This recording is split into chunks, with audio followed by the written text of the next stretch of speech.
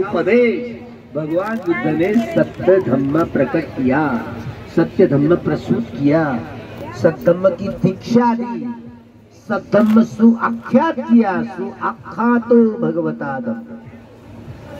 तो ये बुद्ध के 9 गुण, धम्म के 6 गुण और संघ के 9 गुण, ये 24 गुणों का व्यक्तिकरण, इसे ही सम्यक संबोध कहा गया है। देखिए यह परिपूर्णता में छाई हुई है। बुद्ध के 9 गुण, धम्म के 6 गुण और संघ के 9 गुण, यह 24 बुद्ध धम्म एवं संघ के 24 गुणों का व्यक्तिकरण ही बुद्ध कहा जाता है। 24 गुणों की परिपूर्णता, जिसमें सब्बन्यु, देखिए ये शब्द रचा गया, सब्बन्यु यानी सर्वत्र जानने वाले, भूतकाल, वर्तमान काल और भविष्य काल, तीनों कालों की परिपूर्ण जानकारी जिनको है उनको सम्यक संबुद्ध कहा गया है। संपूर्ण ज्ञानी में होते हैं, ऐसा एक भी विषय नहीं है जिसका ज्ञान उनको नहीं हुआ करता, नहीं होता। संपूर्ण ज्ञानी है, किसी वस्तु, व्यक्ति, स्थिति, रंग, रूप, आकृति के विषय में परिपूर्ण ज्ञान, परिशुद्धं परिपूर्णं, यह परिपूर्णता और परिशुद्धता यही बोधि ज्ञान की चरम अवस्था है। देखिए शब्दों को बड़े तलस्पर्शी गहराई में जाकर सुने। संबोधि ज्ञान की प्रक्रिया जो धारण करने की प्रक्रिया से गुजरेंगे, आज कल्याण, मध्य कल्याण, अंत कल्याण। शुरू में भी वो कल्याणकारी है, मध्य में भी वो कल्याणकारी है और अंत में भी वो कल्याणकारी है। कैसे कल्याणकारी है? कल्याण का मतलब समझे? कल्याण का मतलब मुक्त होने की सारी प्रक्रिया हो। जो कल्याण होता है यानी मुक्त होता है, सभी संस्कारों से जितना सारा संग्रह है, काम तृष्णाएं 500, भव तृष्णाएं 500 और विभव तृष्णाएं 500, इसी तरह 1500 प्रकार की तृष्णाओं का ये संग्रह है। सभी प्रकार के ये 1500 प्रकार के तृष्णाओं की जड़ों सहित निकाल बाहर कर दिया तो तृष्णा मुक्त हो गया, वह अर्हत्व प्राप्त हो गया, मुक्त हो गया, विमुक्ति की अवस्था प्राप्त कर ली। हम तो कुछ नहीं है, हम तो कवरेज के बीच में नहीं है। तो इसलिए जिन जिन लोगों ने आर्य सत्यों का साक्षात्कार किया हो वह कवरेज में आ गए। वह मनुष्य मात्र, वह एक व्यक्ति दूसरे व्यक्ति के साथ में मनुष्य का व्यवहार कर सकता है।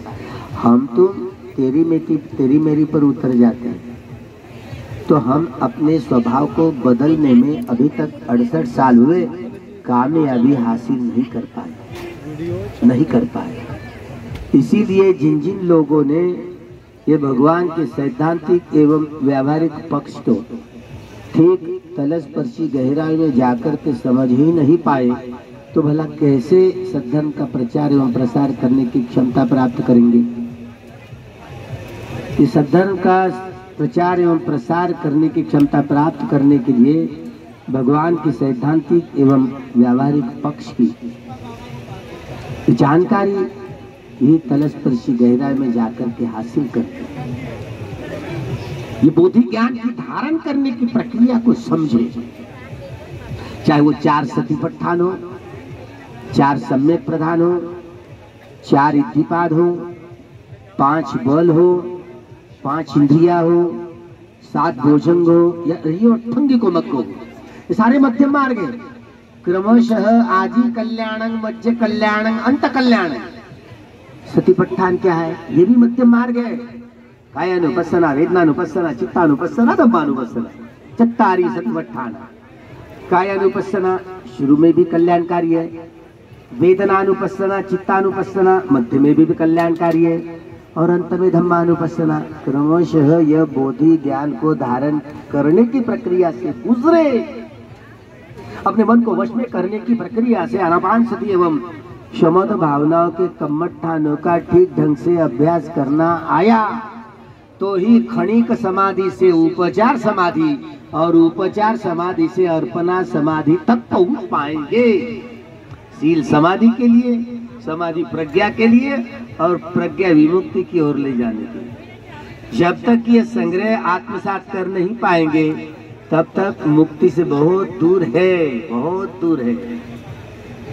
जब ये विविध प्रकार के शमथ भावनाओं के कम्मठानों का अभ्यास कर लिया तो ही अपने मन को वश में करने की प्रक्रिया से गुजरना आया। तब कहिए प्रज्ञा पंजीन पश्यति, प्रज्ञा के ये तीनों लक्षण, अनित्य लक्षण, दुख लक्षण और अनंत लक्षण, इन तीनों लक्षणों के शरीर और मन इसके टुकड़े टुकड़े करके देखने की सारी प्रक्रिया यही विपश्यना ज्ञान है। विपश्यना के 10 ज्ञान की प्रक्रिया में से गुजरना पड़ेगा।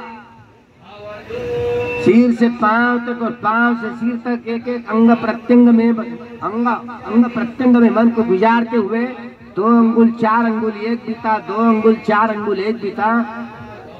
अरे ये शरीर तरंग किसको मैं कहूँ, मेरी काया कहूँ? क्या मेरी हुकूमत चलती है? न ये शरीर मैं हूँ न मेरा, अनात्म है। कोई आत्मा नाम की चीज नहीं है, इस शरीर में नहीं है, अनात्म है। न मैं हूँ न मेरा, किसको मैं कहूँ, क्या मैं हूँ? तो इस तरह यह प्रज्ञा के ये तीनों लक्षणों द्वारा अभ्यास करना, इसी को ही तो विपश्यना कम्मठान का अभ्यास कहा गया है। तो विपश्यना कम्मठान के 10 मील के पत्थर होते हैं। 10 सम्मर्शन ज्ञान, उदय ज्ञान, भंग ज्ञान, भय ज्ञान, आदिनव ज्ञान, निबिदा ज्ञान, मुंशित काम्यता ज्ञान, निवेद ज्ञान, मुंशित काम्यता ज्ञान, पटिशंका ज्ञान, संखारोपेक का ज्ञान और अनुलोम ज्ञान। 10 ज्ञानों की प्रक्रिया से जब गुजरेंगे तब कहीं एक गोत्रभू चित्त उत्पन्न होगा। गोत्रभू अनित्य से नित्य की ओर ले जाने वाला, दुख से सुख की ओर ले जाने वाला और अनंत से अनंत की ओर ले जाने वाला। तब ये लौकिक शरीर बन पड़ेगा, लौकिक मन बन पड़ेगा। लोकोत्तर यह प्रज्ञा काम करने लग जाएगी, नित्य बोध वाली, सुख बोध वाली, अनंत बोध वाली और लोकोत्तर प्रपंच, लोकोत्तर जो सद्धर्म का रसास्वादन चखने होंगे।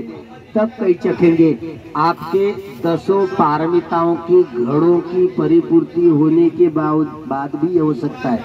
जिनके 10 पारमिताओं के घड़ों की परिपूर्ति नहीं हुई हो, आप नहीं बदल सकते। इसीलिए 10 पारमिताओं के घड़ों की परिपूर्ति करने के लिए पारमी, मेरे भीतर का जो मैं है ना, इसको निकाल बाहर करने के लिए, दुख चक्र, भव चक्र, लोक चक्र, इसको तोड़ने के लिए 10 पारमिताओं की परिपूर्ति होना बहुत जरूरी होता है। जिनके 10 पारमिताओं के घड़ों की परिपूर्ति हुई हो, अगर मात्र कल्याण मित्र नहीं मिलता है तो भी सुगति का रास्ता नहीं खुलता है।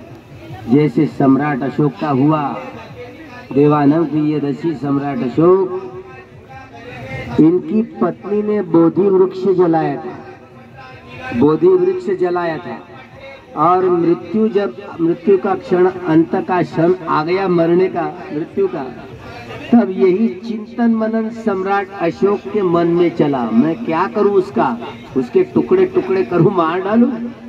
कितनी खुन्नस बढ़ी, इतनी दुखद वेदना आई, समता पुष्ट नहीं हो पाई और बेहोशी में उन्होंने शरीर त्यागा। त्यागने के समय में वो एक हकीम उनके पास में था, महाराज यहाँ आंवला लीजिए, आंवला। इतना खुन्नस बढ़ा, मैं तो जम्बूद्वीप का अधिपति था, अब आंवले का अधिपति बन गया।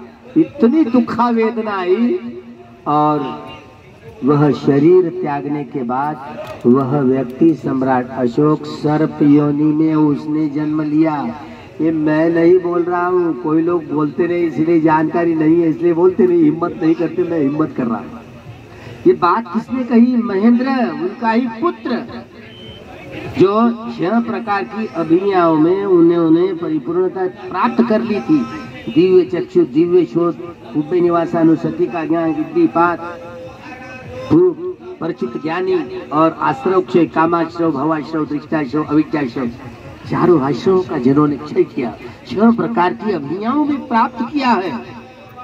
वो देखते कि मेरे पिताजी का हाल क्या हुआ, देखते थे सब बन के हैं, क्या करें, उसके लिए सत्य क्रिया की। अच्छा हुआ, देखिए कल्याण मित्र नहीं मिला, अपाय गति में चले गए। अच्छा हुआ कि उनका पुत्र अरहत्व प्राप्त किया। अरे मेरे पिताजी ने अगर मुझे संघ को दान नहीं दिया होता तो मुझे कहाँ अरहत्व प्राप्त करने को मिल जाता। मेरे पिताजी सही धम्मदायक बन गए, धम्म के दायक बन गए, धम्मदायक बन गए। उन्होंने पारमिताओं के 10 घड़ों की परिपूर्ति की है।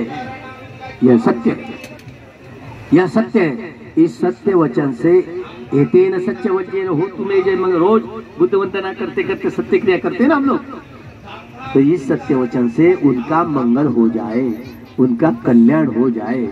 तो वह सर्प योनि से छुटकारा पा करके देवता लोक में जन्म लिया। वहाँ अच्छे माता पिताजी मिले, कल्याण मित्र मिले और सम्राट अशोक ने अरहत्व प्राप्त किया।